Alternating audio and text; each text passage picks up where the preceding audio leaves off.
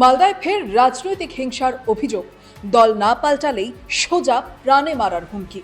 তাহলে এখন কি বিজেপি করাও অপরাধ? ইংরেজবাজার পুরসভার 25 নম্বর ওয়ার্ডে এক বিজেপি কর্মীকে তৃণমূলে যোগ দেওয়ার জন্য চাপ দেওয়া এবং রাজি না হওয়ায় প্রাণনাশের হুমকি দেওয়ার অভিযোগ উঠেছে।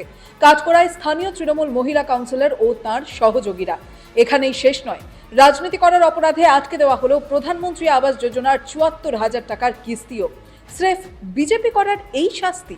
আমাদের ওয়ার্ডের 25 নম্বর ওয়ার্ডের কাউন্সিলর কাকলি কর্মকার এবং তার সঙ্গে আছে রাজকুমার ঘোষ।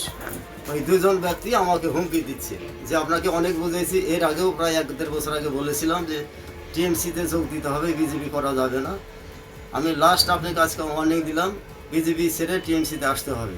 তৃণমূল কংগ্রেসের কাউন্সিলর কাকুলি কর্মকার সুনীল রায়ের উপরে বিধানসভার আগে এবং বিধানসভার পরবর্তী সময়ে বারবার চড়াও হয়েছে, ওনাকে মারধর করা হয়েছে।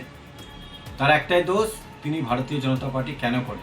শুধু তাই নয়, একই সঙ্গে তোলাবাজি, কাটমানি এবং বেআইনি জমি ভরাটের অভিযোগও উঠছে। পাল্টা সমস্ত অভিযোগ অস্বীকার করলেন তৃণমূল কাউন্সিলর।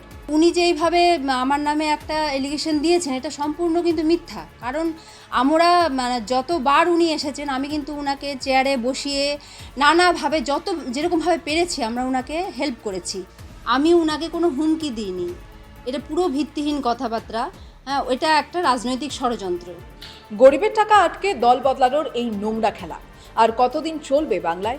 এই ঘটনায় আপনাদের কি মতামত? কমেন্টে জানান আর সাবস্ক্রাইব করুন রাষ্ট্রিক্স।